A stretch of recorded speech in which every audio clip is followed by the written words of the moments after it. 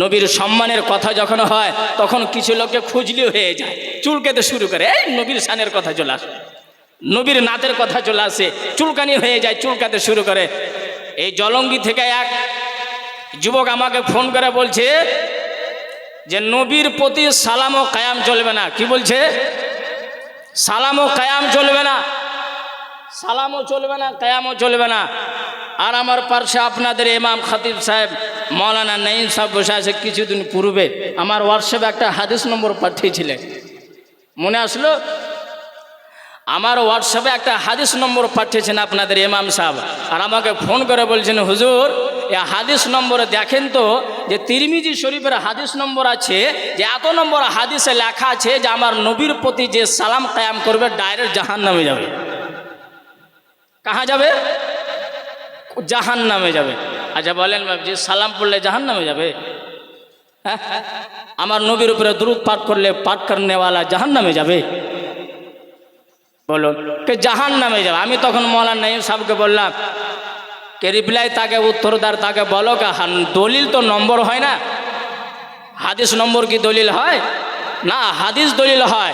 আমি বললাম তাকে বলো যে হাদিস পাঠাও, তিরমিজি শরীফের হাদিস পাঠাও, কোন হাদিসে লেখা আছে হাদিসটা পড়ো আর হাদিসটা আমাকে পাঠাও।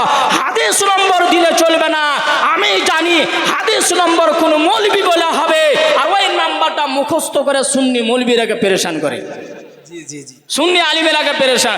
অমুক নম্বর হাদিসে, আরে ভাই হাদিসটা তো পড়ো, হাদিসটা তো পড়ো, হাদিসটাতে কি লেখা আছে? আমি আল্লাহর কসম খেয়ে বলি, তিরমিজি তো দূরের কথা, বুখারী থেকে নিয়ে এই জামানাতে যত হাদিসের কিতাব লেখা রয়েছে, কোন এমন কিতাবে এমন কোন হাদিস নয় যে হাদিসে লেখা আছে আমার নবীর প্রতি সালাম কায়েম করলে জাহান্নামে যাবে। এমন কোন হাদিস নাই। আল্লাহর কসম খেয়ে বলি, হাদিস নাই কে জাহান্নামে যাবে, কিন্তু আল্লাহর নবীর চাহনেওয়ালা আশিকে রাসূল প্রমাণ করতে পারবে।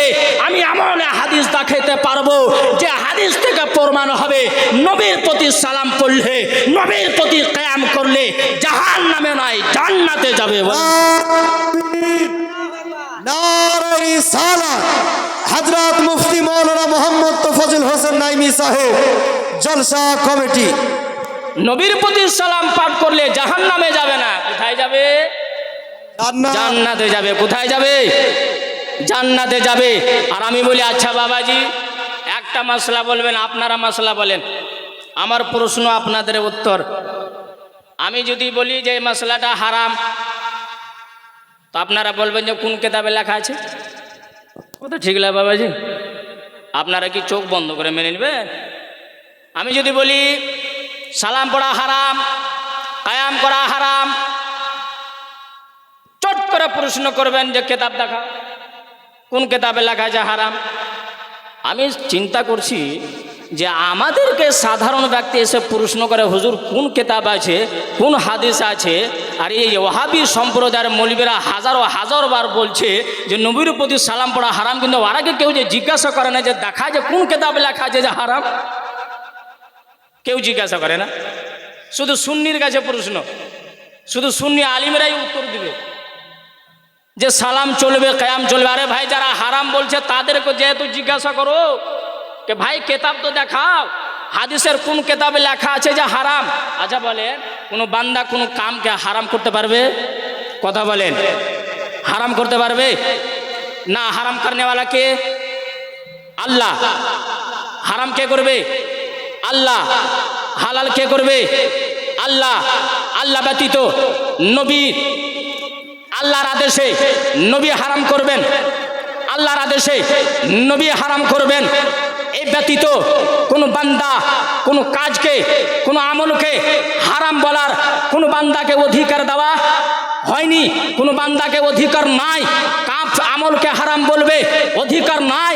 হালাল বলবে, হালাল বলার জন্য দলিলের দরকার, হারাম বলার জন্য দলিলের দরকার। আমি বলতে চাই, নবীর প্রতি যদি সালাম পড়া হারাম হয়, কিতাব দেখাতে হবে।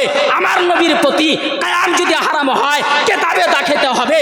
কিতাবে যদি না থাকে, হাদিসের কিতাবে যদি না থাকে, তাফসীরের কিতাবে যদি না থাকে, কিয়ামত পর্যন্ত কোনো মায়ের লাল হারামও প্রমাণ করতে করতে পারবে না।